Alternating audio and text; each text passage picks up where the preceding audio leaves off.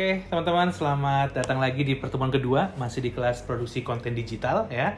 Bareng saya Mas Alfa dan kita lanjut lagi, kita pahami lagi bahwa minggu ini kita akan belajar mengenai filosofi dasar what is podcast. Apa sih podcast itu?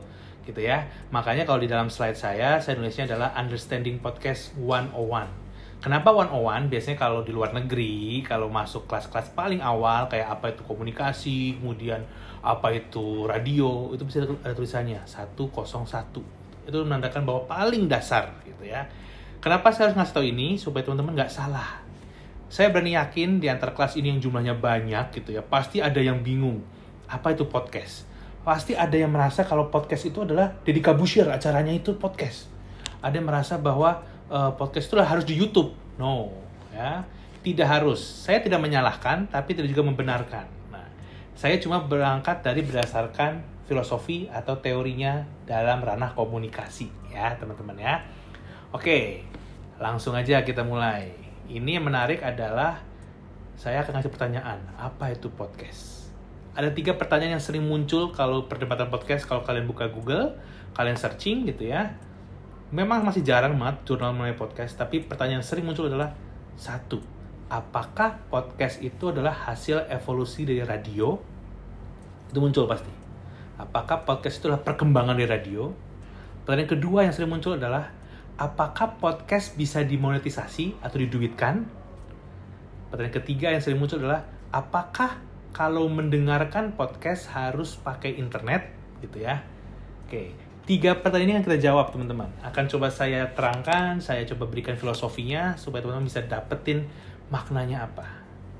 Kalau kita belajar apa itu podcast gitu ya, podcast itu banyak banget artinya, definisinya.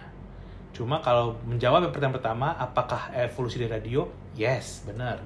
Kalau kalian belajar di mata kuliah Introduction to Teknologi Informasi gitu ya, bahwa podcast itu adalah perkembangan dari radio. Radio plus internet berkonvergensi menjadi radio digital, radio streaming. Yang kemudian radio streaming itu kan masih garing gitu ya, satu full radionya. Akhirnya orang nemu podcast. Gitu. Podcast gampangannya kalau dari dalam pengertian konsep evolusi radio adalah pecahan dari program-program radio.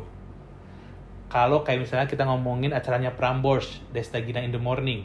Nah itu kalau dipecah, diambil, cuma jadi satu acara doang, taruh di podcast, bisa. Tapi kalau ada streaming nggak bisa, harus utuh 24 jam itu harus naik semua. Ya, gampangnya seperti itu teman-teman. Yang kedua, pertanyaan yang sering muncul adalah podcast ada duitnya nggak sih mas? Gitu. Kalau podcast bisa dimonetisasi atau tidak, itu menarik. Sampai sekarang tuh masih banyak banget yang berdebat. Tapi jawabannya podcast bukanlah YouTube. YouTube sebagai sebuah brand, dia punya duit banyak, dia bisa ngasih uang. Oke, yang naruh video ke saya kasih duit. Tapi podcast kan adalah platformnya, bukan produknya. Ya, sekali lagi podcast itu adalah platformnya, bukan brand namanya kayak YouTube. Jadi kalau platform dia nggak punya duit sebanyak itu, rugi dong. Kecuali suatu hari lahirlah, misalnya brand namanya, let's say Audiocast, yang kayak YouTube gitu, mungkin dia punya duit banyak, mungkin dia bisa ngasih uang. Tapi sampai sekarang banyak yang mengatakan bahwa, podcast tuh ada loh slotnya, pembagian kuehnya gitu. Kalau Indonesia ada contoh jaringannya, contohnya adalah Box to Box Media. Dia jaringan yang di bawah Pangeran Siaan gitu ya. Awalnya dari podcast olahraga, kemudian berkembang ke politik, anak muda dan sebagainya. Dia bikin jaringan podcast yang di dalamnya dia mencoba mencari cara ini ada duitnya apa enggak, bisa apa enggak. Walaupun ketika ditanya jawabannya tidak pernah pasti bahwa duitnya akan sama kayak YouTube, enggak ya.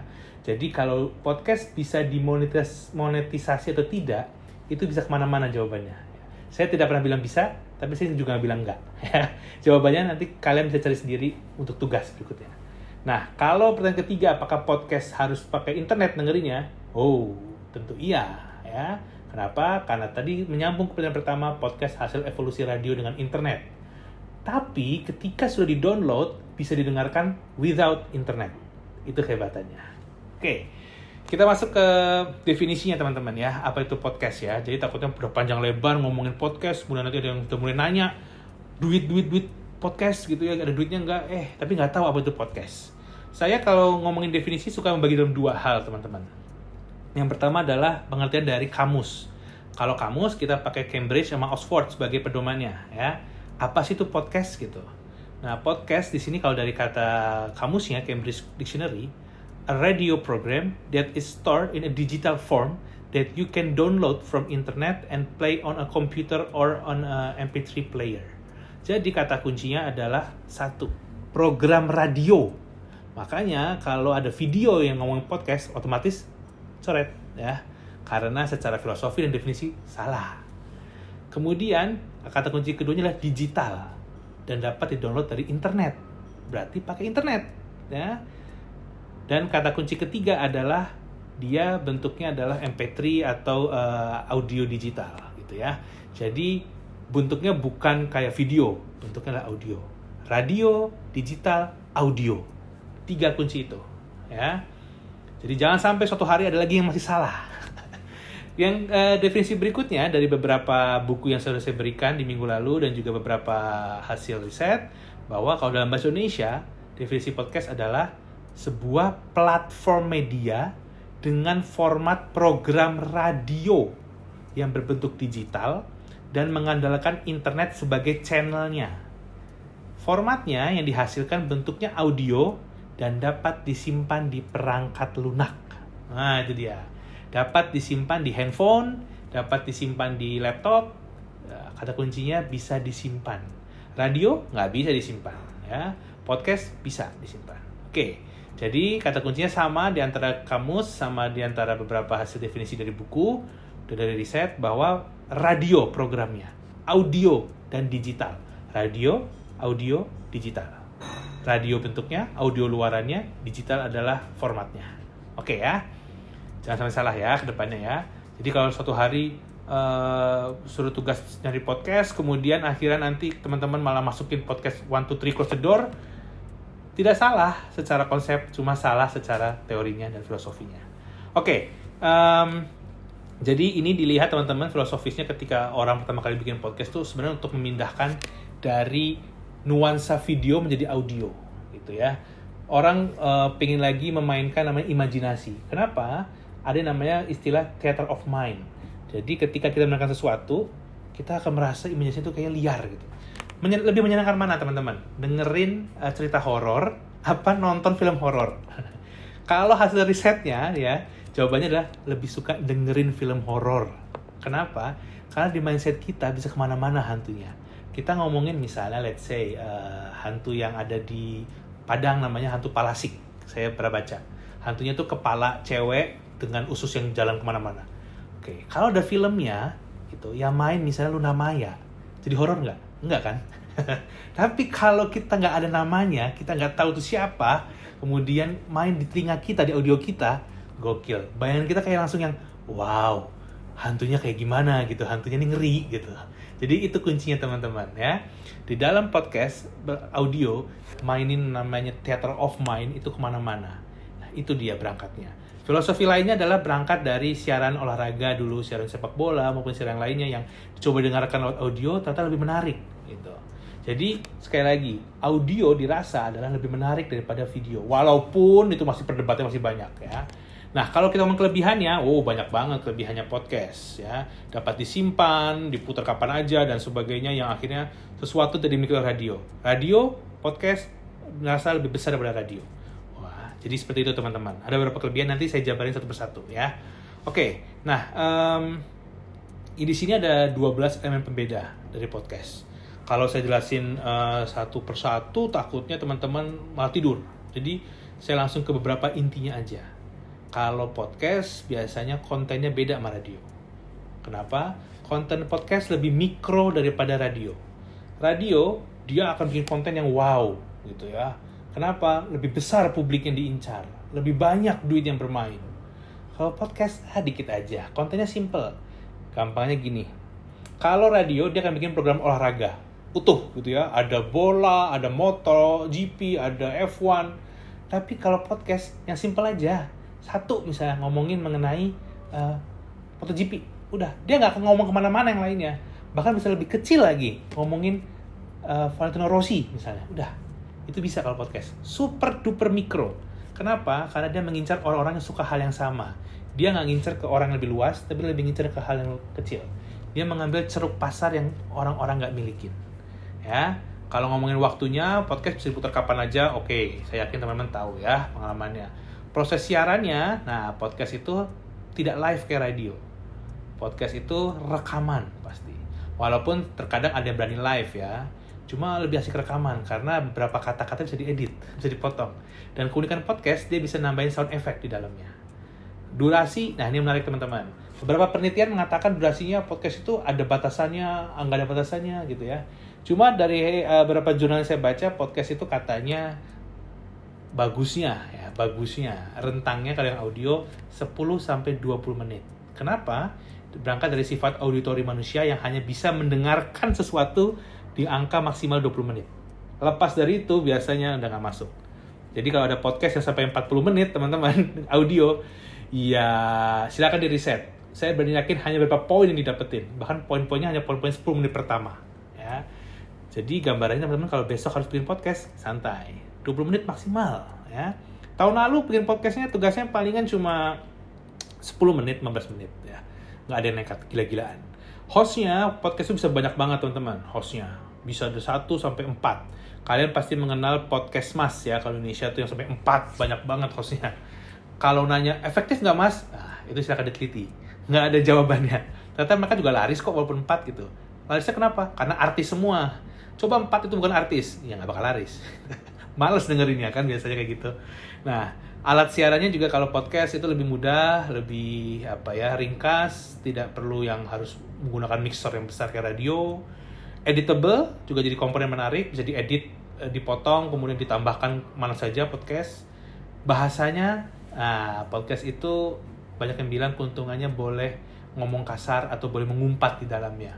Memang sih ngomong kata-kata yang umpatan yang misalnya ya maaf ya kayak kata anjing gitu ya, anjay dan sebagainya, itu boleh di podcast gitu. Cuma saya nggak tahu ini bisa kena sensor apa nggak omongan saya ya. Tapi itu boleh kalau di dalam podcast. Tapi kalau di dalam radio ada tata peraturannya karena radio sudah diatur oleh KPI, kemudian diatur oleh beberapa lembaga lain gitu. Sorry, TV maksud saya. Radio juga diatur oleh beberapa lembaga sehingga akhirnya ada peraturan yang membatasi. Kalau podcast nggak ada yang ngatur bro, bebas. Nah, hak cipta audio jadi masalah juga. Jadi lagu nggak bisa tampil utuh di podcast. Setahu saya lagu maksimal hanya bisa tampil 20 detik. Itu pun masih karena ada masalah juga. Jadi kepotong nanti lagunya. Dan jangan berharap pernah bikin podcast yang bahas satu lagu penuh. Nggak bakal bisa teman-teman. Ya. Podcast juga pakai skrip landasannya sehingga semua teratur biasanya kalau podcast. Tidak ada yang lari terlalu jauh gitu ya. Dan nanti podcast juga saluran medianya sama biasanya platformnya nanti dipilih itu aja biasanya Spotify, Joox gitu ya. Dan hasilnya bentuknya MP3, MP4 gitu. Jarang ada yang hasil jadi video. Aneh, ingat podcast itu audio teman-teman ya. Oke, kalau kita lihat gimana sih bikin podcast, ini ada banyak stepnya teman-teman. Banyaknya seberapa mas? Kalau dari bukunya Orlando Rios, dia bilang bahwa ada 5 stepnya. Yang pertama teman-teman, stepnya yang paling susah menurut kami semua adalah sebagai saya orang yang bikin podcast, teman-teman nantinya akan coba bikin podcast, maupun dari senior-senior kalian mengatakan bahwa yang paling susah adalah step pertama. Perayaan yang paling susah, yaitu menyiapkan konsepnya, menyiapkan idenya ya. Namanya adalah stepnya preparing main concept. Susah banget, teman-teman harus nentuin topiknya apa nih ya. Kemudian mau berapa jumlah episodenya, durasinya mau berapa gitu. Itu kan berantem teman-teman di situ. Ya, tapi di situ justru menariknya. Nanti ketemu. Kemudian siapa formasi redaksinya, siapa produsernya dan sebagainya. Ya, ini nanti akan dibahas di minggu depan teman-teman, detailnya kayak gimana gitu ya. Sehingga nanti akan dijabari satu persatu. Siapa jadi podcasternya, siapa hostnya dan sebagainya. Ada segmennya, ada jinglenya dan sebagainya. Cuma saya tekanin, kalau sudah lewat main konsep ini, persiapan konsep ini, udah dapet konsepnya, udah kayak masuk jalan tol teman-teman. Udah tinggal tap, masuk jalan. Gitu. Ini adalah proses sebelumnya. Macetnya itu di sini. Ya. Makanya kalau main konsep bisa 1 minggu, 2 minggu nentuinnya. Oke, nah Habis itu udah teman-teman memilih equipment-nya, ya, ada hardware sama software-nya. Podcast itu tidak repot, mikrofonnya boleh dari headset, earphone, laptop gitu ya. Mixer mini bisa juga, tapi itu biasanya kalau udah niat artinya mau benar-benar bikin podcast baru beli mixer mini ya. Softwarenya aplikasinya yang aplikasi audio, aplikasi rekaman ya. Dan juga jangan lupa stok untuk sound effect-nya yang banyak, karena kalau podcast nggak ada efek tuh kayaknya garing. Ngomongin podcast horor tiba-tiba nggak ada suara kuntilanak, nggak ada suara petir, garing banget. Ingat, theater of mind, bermain audio di situ. Oke, habis itu nanti teman-teman juga akan memperlihatkan tahapan ketiga adalah pre-show recording ya. Teman-teman akan mengatur kejernihan suaranya bagaimana gitu. Karena beberapa kelemahan podcast, yang pertama adalah suaranya kalau dalam bahasa Jawa itu mendem bahasanya. Suaranya itu nggak jernih. Kalau kayak gitu gimana? Ada dua caranya. Edit lagi, dinaikin temponya, kemudian dinaikin suaranya ya, pitch-nya. Atau cara kedua, take ulang. Daripada repot, teman-teman harus bisa dulu naruh settingnya di awalnya. Ya. Nanti semua ada jenis-jenisnya teman-teman. Buat apa aja di pre-show recording itu, ada namanya jingle, ada namanya IDs ya. Semua tersedia di pre-show recording. Sama juga bagaimana teman-teman nanti menyiapkan skripnya, terus ngobrol sama narasumbernya, gitu ya, sama hostnya, supaya sama sejalur sama skripnya. Pernah ada contoh senior yang di bagian sini, ketika dia take vokal, ya, pre-show recording take vokal, dia nggak sesuai dengan skripnya, hostnya ngomong A, narasumbernya ngomongnya B, C, dan sebagainya. Akhirnya jelek banget hasilnya, nggak cocok. Apa yang terjadi? Take ulang. Bayangin, buang waktu, buang tenaga, ya, buang duit. Jadi jangan sampai terjadi ya. Nah, ini di bagian keempat stepnya adalah editing audionya, yaitu bagaimana mengedit audionya supaya bagus. Ada namanya trimming, hard limiting, noise reduction, mixing track, sama final mix down. Ini bahasa-bahasa sangat teknis. Ini nanti bagian ini adalah nanti dengan tim editor biasanya. Gampangannya adalah mengedit filter, mana dibuang, mana dimasukin, supaya hasilnya ciamik. Nah, yang terakhir adalah publishnya atau naikinnya ke dalam platformnya. Ya, ini nanti juga step by step. Kalau di bukunya kan dari luar negeri, jadi nggak mungkin sama. Beda, Indonesia tuh ada cara-caranya. Nanti pas pelaksanaan kita bisa undang senior yang udah tahun lalu bikin, kayak gimana sih caranya gitu ya. Jadi 5 tahap tadi adalah bagaimana bikin podcast. Kayaknya gampang ya teman-teman ya, mudah, bisa lah. Saya yakin bisa. Ya, gampangnya ingat setelah step pertama lewat. Kalau step pertama udah lewat, 2, 3, 4, 5, cipil. Ya, nggak kerasa. 5 step ini saya bikin dalam 5 minggu, teman-teman. Jadi, saya rasa teman-teman bisa menikmatinya, enjoy sampai jadi sebuah podcast yang teman-teman banggakan. Oke, saya siapkan tugas minggu depan. Oke ya. Nah, kenapa harus ada tugas? Supaya kalian belajar. Tugasnya apa, teman-teman? Ini dia tugasnya. Saya akan minta teman-teman, sekali lagi masih sama, teman-teman bikin individu, ya. Teman-teman bikin dalam bentuknya slide di PowerPoint, ya. Letakkan di dalam Google Classroom. Yang pertama adalah teman-teman cari tahu apa definisi podcast dari menurut ahli. Walaupun tadi saya sudah jelaskan, teman-teman harus bisa merangkumnya lagi, dan teman-teman harus bisa menuliskan dengan bahasa sendiri. Apa sih itu podcast? Yang kedua, pertanyaannya adalah, menurut Anda, teman-teman, apakah podcast yang ditayangkan dalam YouTube dapat disebut sebagai konten podcast? Jelaskan. Ya atau enggak? Saya sudah berbusa loh tadi jelasin. Nah, kalau teman-teman berhasil merangkumnya, mendapatkan intinya, bisa jawab. Yang ketiga nih, teman-teman. Cari tahu dari berbagai referensi, apakah podcast dapat menghasilkan uang atau monetisasi mandiri seperti YouTube? Jika iya, bagaimana caranya? Kalau enggak, gimana juga caranya? Berarti nggak ada duitnya dong. Masalah enggak? Gitu. Oke, sip. Terima kasih teman-teman ya. Semoga kalian menikmati untuk materi hari ini. Nggak usah stres. Camkan di otak kalian, bikin podcast itu mudah, gampang. Oke, saya Mas Alfa pamit. Selamat menikmati hari-hari kalian. Salam sehat, bye-bye.